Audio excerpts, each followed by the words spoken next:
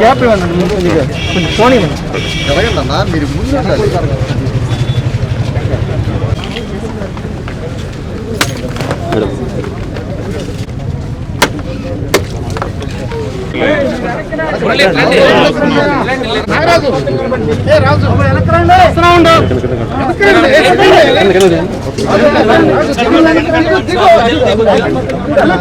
Simple simple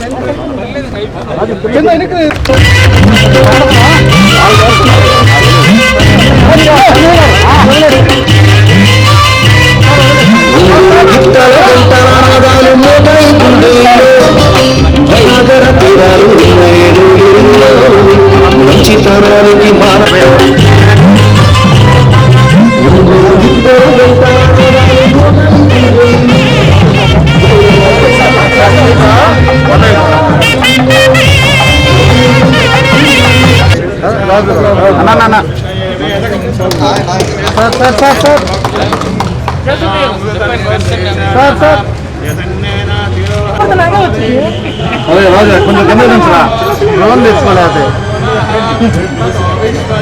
నా డబ్బు వస్తావా నువ్వు ఓకే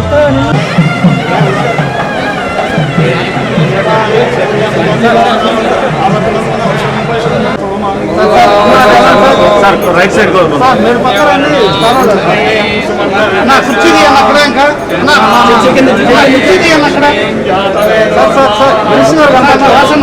కొంచెం కనపట్లేదు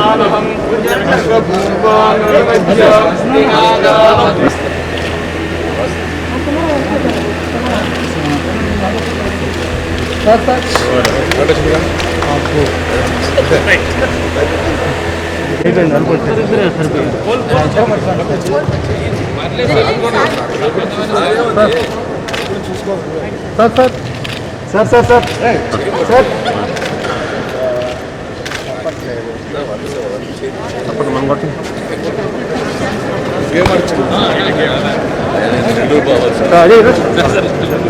సార్ ముందు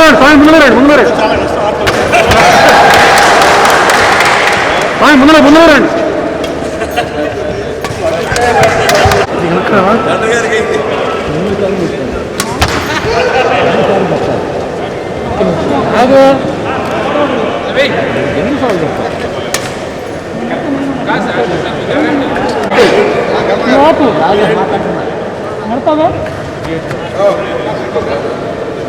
చూడండి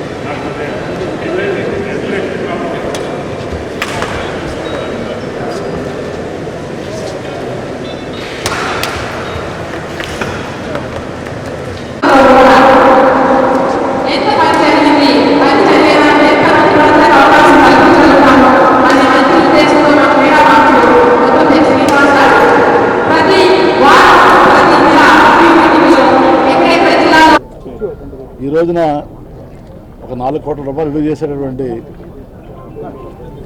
షాపింగ్ కాంప్లెక్స్ అలాగే ఈ స్టేడియం కూడా గౌరవ మంత్రి గారి చేతుల మీదుగా మరి ఈరోజు ప్రారంభోత్సవం చేయడం చాలా సంతోషం. ముఖ్యంగా మనందరూ తెలుసు మరి ప్రకాశం జిల్లాకు చరిత్ర ఉంది. ముఖ్యంగా ఆ మహానుభావుడు అంగుటూరి ప్రకాశం పంతులు గారు పేరు మీద ఏర్పడిన జిల్లా ఇది. మరి ఇప్పుడే చెప్తున్నా కలెక్టర్ గారు కూడా జిల్లా ఏర్పడే అవసరం లేదు సార్, మరి గోల్డెన్ జూబ్లీ సెలబ్రేషన్స్ కూడా చేస్తున్నాం త్వరలో చెప్తున్నాం. అలాంటి సమయంలో ఈ క్రీడా ప్రాంగణం ఇక్కడ ఏర్పాటు చేసుకుంటే మనందరూ సంతోషం. మరి ఇదే ఒక్కటే కాకుండా జిల్లాలో అద్దంకి, దర్శి, పరుచూరు, సంతనూతలపాడు, కందుకూరు, కొండెపి, గిద్దలూరు, కనిగిరి, ఎర్రగొండపాలెం, చీరాల, మార్కాపురం నియోజకవర్గాల్లో కూడా మరి ఇలాంటి ఏర్పాట్లు జరుగుతున్నాయి. వీటిల్లో అద్దంకిలోనే, ఎర్రగొండపాలెంలో ఈ రెండు కూడా రెడీ అయిపోయినాయి. అవి కూడా గౌరవ మంత్రి గారు టైం ఇస్తే ఆ రెండు కూడా మరి రాబోయే ఈ నెలలో అసెంబ్లీ సెషన్స్ ఉన్నాయి కాబట్టి ఈ నెలలో కానీ నెక్స్ట్ మంత్ కానీ ఆ రెండు కూడా ప్రారంభోత్సవం జరుగుతుంది. ఒక్కోటే 2 కోట్ల రూపాయలు విలువ చేసే క్రీడా కేంద్రాలు ప్రతి నియోజకవర్గం కూడా. ఇలాగా మరి 109 కేంద్రాలు రాష్ట్ర వ్యాప్తంగా నిర్మాణాలు ఉన్నాయి. వాటిల్లో 36 కేంద్రాలు ఆల్రెడీ కంప్లీట్ అయిపోయినాయి. ఇంకా 73 అండర్ ప్రోగ్రెస్లో ఉన్నాయి, అండర్ కన్స్ట్రక్షన్లో. మరి ఇదే కాకుండా ఇది ఒక పక్కనేమో ఇన్ఫ్రాస్ట్రక్చర్ డెవలప్ చేయడం, రెండోది క్రీడా ప్రోత్సాహాలు. మరి వైఎస్ఆర్ క్రీడా ప్రోత్సాహాల కింద గత సంవత్సరం సుమారు 2 కోట్ల రూపాయలు ఈ క్రీడాకారులకి, జాతీయ స్థాయిలో పతాకాలు సాధించిన క్రీడాకారులకి అందజేయడం జరిగింది. వారిలో మరి 5 మందికి 11,12,000 రూపాయలు ఇంటర్నేషనల్ స్పోర్ట్స్ పీపుల్ కూడా వాళ్ళకు కూడా అందజేయడం జరిగింది. అయితే ఈ కాంపిటీషన్స్లో గోల్డ్ మెడల్ సాధించిన వారికి 5 లక్షలు, మరి అలాగే బ్రాంజ్ మెడల్ సాధించిన వారికి 4 లక్షలు, సిల్వర్ మెడల్ సాధించిన 3 లక్షల రూపాయలు. సో గౌరవ ముఖ్యమంత్రి గారు శ్రీ వైఎస్ జగన్మోహన్ గారి ఉద్దేశం ఏంటంటే ప్రతిభ గల క్రీడాకారులు ఎక్కడున్నా కూడా గ్రామీణ ప్రాంతాల్లో వాళ్ళని ప్రోత్సహించాలి. ఎందుకంటే గతంలో ఎలా ఉండేదంటే, గతంలో ముఖ్యమంత్రి కానీ, గత ప్రభుత్వం కానీ, చంద్రబాబు నాయుడు గారు కానీ ఎవరన్నా పతాకాలు సాధిస్తే ఆ పతాకాలు ఆయన క్రెడిట్ లిస్టులు వేసుకుంటారు. నేనే ట్రైనింగ్ ఇచ్చాను సింధు గారు, నేనే నా వల్ల పతాకాలు వచ్చింది. ఈ ముఖ్యమంత్రి గారు అలా కాదు, గ్రామీణ ప్రాంతాల్లో ఉన్న క్రీడాకారులు, ప్రతిభ గల క్రీడాకారులని, పేదవారిని వాళ్ళని ప్రోత్సహించాలి అన్ని రకంగా అని ఈ వైఎస్ఆర్ క్రీడా ప్రోత్సాహాలు పెట్టి ఎంతమంది వచ్చినా పర్వాలేదు, అమౌంట్కి ఇబ్బంది లేదు. వారిని పూర్తి స్థాయిలో కులాలకి, మతాలకి, పార్టీలకు అతీతంగా మరి ఎలాంటి అవినీతికి ఆస్కారం లేకుండా పారదర్శకంగా, ఎందుకంటే మీకు తెలుసు స్పోర్ట్స్లో కూడా చాలా రకాల పాలిటిక్స్ ఉంటాయి, చాలా రకాల యూనియన్స్ ఉంటాయి. అవన్నీ కూడా పక్కన పెట్టి ఓన్లీ మెరిట్ని ఎంకరేజ్ చేయండి, ట్రాన్స్పరెంట్గా ఎంకరేజ్ చేయండి అని మాకు ఆదేశాలు ఇచ్చారు. దాని ప్రకారమే లాస్ట్ 2 కోట్లు ఖర్చు పెట్టాం. ఈ దగ్గర కూడా 2 కోట్లని 3 కోట్లనే కానీ వాళ్ళకి ఈ నేషనల్ స్పోర్ట్స్లో ఈ gold medal, silver medal, bronze medal సాధించిన వారికి మరి ప్రోత్సాహాలు అందజేయడం జరుగుతుంది. మరి వీటితో పాటు క్రీడా సంఘాలు కూడా మరి ఎంకరేజ్ చేయమని చెప్పారు. ఈ డిస్టిక్ లెవెల్ అసోసియేషన్స్ ఉన్నాయి, స్టేట్ లెవెల్ అసోసియేషన్స్ ఉన్నాయి.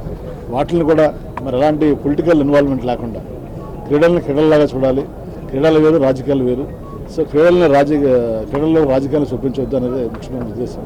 తప్పనిసరిగా ఈ క్రీడలన్నీ కూడా ఎందుకంటే ప్రతిభ గల క్రీడాకారులు మన రాష్ట్రంలో చాలామంది ఉన్నారు.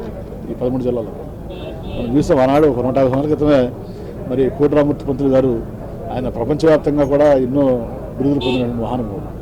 అక్కడి నుంచి తీసుకుంటే మరి కరడ మల్లేశ్వర వరకు ఎంతోమంది స్పోర్ట్స్ పీపుల్ నేషనల్, ఇంటర్నేషనల్లో మరి పార్టిసిపేట్ చేయడం గేమ్స్లో వాళ్ళు పతాకాలు సాధించిన విషయం మనందరూ తెలుసు. సో మనకు చరిత్ర ఉంది కాబట్టి రాబోయే భావితరాలకు కూడా తప్పనిసరిగా వీళ్ళందరినీ కూడా అన్ని రకాలుగా ప్రోత్సహించాలనేది ముఖ్యమంత్రి గారి ఉద్దేశం. మరి వీటితో పాటు ఈ స్పోర్ట్స్ స్కూల్స్ ఎక్కడైతున్నాయో అక్కడ వీళ్ళకి ట్రైనింగ్ కూడా ఏమని చెప్పారు. మొన్నటిదాకా లాక్డౌన్ ఉండటం వలన ఈ లాక్డౌన్ వల్ల ఈ జిమ్స్, ఈ స్పోర్ట్స్ కూడా ఓపెన్ కాలేదు. మరి నవంబర్ 2 నుంచి కూడా అన్నిటికీ ఓపెన్ చేయడం జరిగింది. 13 జిల్లాలో ఉన్నటువంటి ఈ జిమ్స్ కానీ, ఈ స్పోర్ట్స్ స్కూల్స్ కానీ అన్నీ కూడా ఓపెన్ చేయడం, అలా ఇండివిజువల్ ఈ స్పోర్ట్స్ ఏవైతే ఉన్నాయో వాటికి కూడా పర్మిషన్ ఇచ్చారు. వాటిల్లో ఈ బ్యాడ్మింటన్ కానీ, వెయిట్ లిఫ్టింగ్ కానీ, table tennis, archery, athletic shooting, swimming, cycling, ఇవన్నీ యోగా, జిమ్, ఇవన్నీ కూడా మరి కోవిడ్ నిబంధనలకు అనుగుణంగా నవంబర్ 2 నుంచి కూడా అన్ని జిల్లాల్లో కూడా స్టార్ట్ చేయడం జరుగుతుంది. అలాగే స్కూల్స్, కాలేజెస్లో కూడా, యూనివర్సిటీస్లో కూడా ఈ స్పోర్ట్స్ అన్నీ కూడా యథావిధిగా చేయడం జరుగుతుంది. వీటన్నిటితో పాటు మనందరం సంతోషించాల్సిన విషయం ఏంటంటే మన కడపలో ఈ వైఎస్ఆర్ స్పోర్ట్స్ స్కూల్ ఉంది. చాలా మంచి స్కూల్ అది. అది జనరల్గా గవర్నమెంట్ ఆఫ్ ఇండియా వారు ప్రతి సంవత్సరం కొన్ని రాష్ట్రాలకి ఈ ఖేలో ఇండియా అవార్డ్ ఆఫ్ ఎక్సలెన్స్ని ఇస్తారు. ఇచ్చి దాని ప్రోత్సాహం కింద ఒక 3 కోట్ల రూపాయలు సంవత్సరానికి ఇస్తారు, 3 years. ఈ వైఎస్ఆర్ స్పోర్ట్స్ స్కూల్ కడప ఆ ఖేలో ఇండియా ప్రోగ్రామ్కి గవర్నమెంట్ ఆఫ్ ఇండియా వారిది దానికి ఎంపిక కాబడింది. సో దానికి సంవత్సరానికి 3 కోట్ల రూపాయలు వస్తాయి. సో ఆ ఖేలో ఇండియా ప్రోగ్రాం ద్వారా ఈ వైఎస్ఆర్ కడప స్పోర్ట్స్ స్కూల్ని ఇంకా మరింత ఉన్నతంగా తీర్చిదిద్ది ప్రతిభ గల ఈ క్రీడాకారుల్ని మన జాతీయ స్థాయిలో అంతర్జాతీయ స్థాయిలో కూడా తీర్చిదిద్దడానికి ఈ ఖేలో ఇండియా ప్రోగ్రాం కూడా ఉపయోగపడుతుంది. అది మన రాష్ట్రానికి మన ఈ కడప వైఎస్ఆర్ స్పోర్ట్స్ స్కూల్ రావడం కూడా చాలా సంతోషం అని తెలియజేసుకుంటూ, అలా ఈ రోజున మనందరూ తెలుసు మరి పిల్లల్లో కానీ పేరెంట్స్ కానీ చాలామంది చదువుని ఒత్తిడి తీసుకురావడం, దానివల్ల ఆత్మహత్య కూడా జరుగుతున్న విషయం చూసాం. సో గౌరవ ముఖ్యమంత్రి గారు శ్రీ వైఎస్ జగన్మోహన్ రెడ్డి గారు ప్రతి మా క్యాబినెట్లో మీటింగ్ కానీ లేకపోతే ప్రతి రివ్యూలో కూడా చెప్తుంటారు, పిల్లలకి ఈ స్కూల్ ఎడ్యుకేషన్ కాలేజ్ ఎడ్యుకేషన్తో పాటు స్పోర్ట్స్ మీద కూడా తప్పనిసరిగా ప్రాముఖ్యత కల్పించాలి. ఒకవేళ వీళ్ళకి కనుక ఈ ప్రైవేట్ స్కూల్స్లో కానీ కాలేజ్లో కానీ గ్రౌండ్స్ లేకపోతే కనీసం అలాంటి మున్సిపల్ గ్రౌండ్స్ అన్న రెంట్కి తీసుకుని ఆడించాలి. So sports is a mandatory అనేది ముఖ్యమంత్రి ఉద్దేశం, ప్రభుత్వ విధానం. కాబట్టి తప్పనిసరిగా తల్లిదండ్రులు కానీ సమాజంలో ప్రతి ఒక్కరు కూడా ఈ క్రీడలను ప్రోత్సహించాల్సిన బాధ్యత మన అందరి మీద ఉంది. అందులో ఇప్పుడు కరోనా వచ్చిన తర్వాత మనందరిలో కూడా హెల్త్ అవేర్నెస్ వచ్చింది, ఇమ్యూనిటీ చూస్తున్నాం మనం. చాలామంది మరి కరోనా బాధితులు పట్టడం, నేను మినిస్టర్ గారు మీ అందరం కూడా మరి కొంతమంది కోలుకుంటాం, కొంతమంది కోలుకోలేక ప్రాణాలు కోల్పోయే పరిస్థితి వచ్చింది. అంటే ఈ రోజున ప్రతి మనిషికి కావాల్సిన ఇమ్యూనిటీ, ఆరోగ్యం మహాభాగ్యం అంటారు. ఆరోగ్యం ఎలా వస్తుంది? ఓన్లీ వాకింగ్, మరి సైక్లింగ్ కానీ స్పోర్ట్స్ కానీ ఆడవాళ్ళ ద్వారా వస్తుంది. మనకి ఎంత డబ్బులు ఉన్నా ఎంత పదవి ఉన్నా కూడా ఆరోగ్యం లేకపోతే మనం ఎవరు కూడా చేసేది ఉండదు. కాబట్టి ఈరోజు అందరిలో కూడా మార్పు వచ్చింది. ఏది తల్లిదండ్రుల్లో కానీ సమాజంలో ప్రతి ఒక్కరు కూడా హెల్త్ అవేర్నెస్ వచ్చింది. కాబట్టి దీనికి ప్రతి ఒక్కరు కూడా మరి ఆ గ్రామాల్లో కానీ మండలాల్లో కానీ ఆ నియోజకవర్గాల్లో కానీ ఏ అయితే క్రీడా ప్రాంగణాలు ఉన్నాయో వాటిని పరిశుభ్రం చేసుకుని వాటిని ఈ వాకింగ్ కానీ సైక్లింగ్ కానీ స్పోర్ట్స్ కానీ ఉపయోగించుకునే విధంగా మనం ఉపయోగించుకోవాలి. కానీ గతంలో వీటన్నింటినీ కూడా చెత్త వేయటం, ఊరు బయట చెత్త తీసుకొచ్చేయటం, లేదా టాయిలెట్స్ కూర్చేయటం, అంటే అది అవేర్నెస్ లేక ఈ రోజున కరోనా పుణ్యం అని మంచి జరుగుతూ చెడు కూడా జరుగుతుంది. మంచి ఏంటంటే మనందరిలో కూడా హెల్త్ కాన్షియస్ వచ్చింది.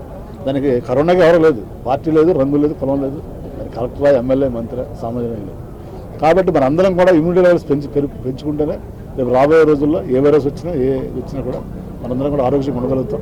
కాబట్టి ఈ రోజు ప్రభుత్వ ఉద్దేశం ఏంటంటే అన్ని మండలాల్లో, అన్ని నియోజకవర్గాల్లో, అన్ని జిల్లాల్లో కూడా క్రీడా ప్రాంగణాలు పూర్తి స్థాయిలో అభివృద్ధి చేసి ప్రజలందరూ కూడా అందుబాటులో తీసుకొచ్చి వాళ్ళకి ఆరోగ్యం పట్ల అవగాహన కల్పించి అందరినీ కూడా ఆరోగ్యవంతులుగా ఉంచాలన్నదే ప్రభుత్వ ఉద్దేశం. ఎందుకంటే మనం జబ్బు వచ్చిన తర్వాత హాస్పిటల్కి వెళ్ళి మనం డబ్బులు ఖర్చు పెట్టుకుని రోగం నయం చేసుకున్నట్టే జబ్బు రాకుండా చేసుకుంటే చాలా మంచిది. దానికి కావాల్సిన ప్రతి గ్రామంలో కానీ మండలంలో కానీ నియోజకవర్గంలో కానీ ఇలాంటి క్రీడా ప్రాంగణాలు మన అందరం కూడా రాజకీయ నాయకులు కానీ అధికారులు కానీ మనం ఎంత బిజీగా ఉన్నా డైలీ 1 గంట సేపు ఉన్నా దీనికి మరి కేటాయించాలని ఈ రోజున గౌరవ మంత్రి గారికి నెల్లూరు ప్రోగ్రాం ఉన్నా కూడా వారు దీని గురించి ప్రత్యేక